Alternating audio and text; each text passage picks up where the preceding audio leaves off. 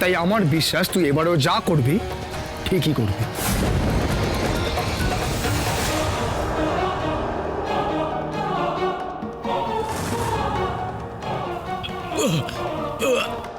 এখানে কোনোভাবে আমি কিছুই করতে পারবো না মনে হচ্ছে।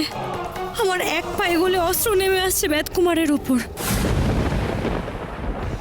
বালিঘড়ির বালিও কমে আসছে। এক একটা মূল্যবান সময় আমার হাত থেকে গলে বেরিয়ে যাচ্ছে। কি করি আমি, কি করি? বাবা আসলে চণ্ডী, আমি কি করব বলে দাও আমায়। রাজকুমারী, রাজকুমারী আমার দিকে তাকাও, আমার দিকে দেখো রাজকুমারী, ভালো করে ভালো করে দেখো, শোনো আমার কথা। আমার কাছে খুব বেশি সময় নেই।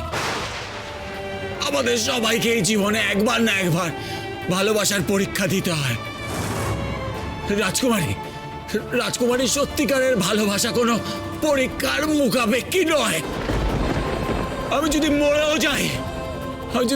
যাই, আমার আমার ভালোবাসা চিরকাল থেকে যাবে। আমি থাকি বা না থাকি, তোমার যে কোনো কঠিন সময় আমি তোমার আশেপাশেই থাকবো, তোমার সাথে ছায়ার মতন থাকবো, তোমার ছায়া সঙ্গী হয়ে, তোমার মনের জোর হয়ে বাঁচবো। তোমার ভালো সময় খারাপ সময় তোমার শক্তি হয়ে তোমার পাশে দাঁড়াবো। রাজকুমারী, মনকে স্থির করো। রাজকুমারী, রাজকুমারী, তুমি আমার এই নশ্বর দেহ নিয়ে ভেবো না।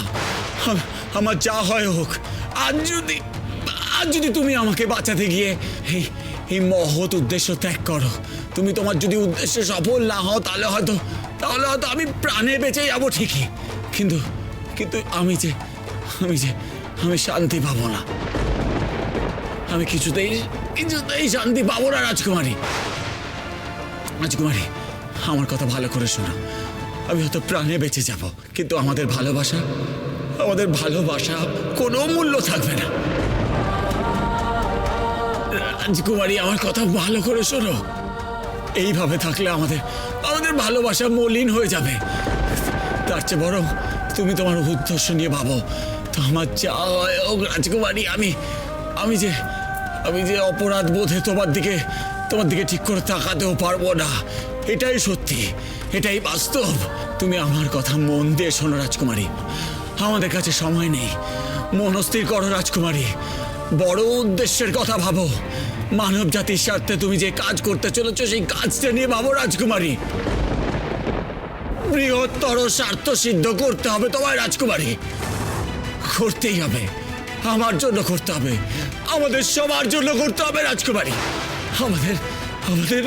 আমাদের ভালোবাসার জন্য করতে হবে, তোমার বেদকুমারের জন্য করতে হবে। করতেই হবে রাজকুমারী, করতেই হবে। তোমার কি মনে হয় বেদকুমার, কি মনে হয়?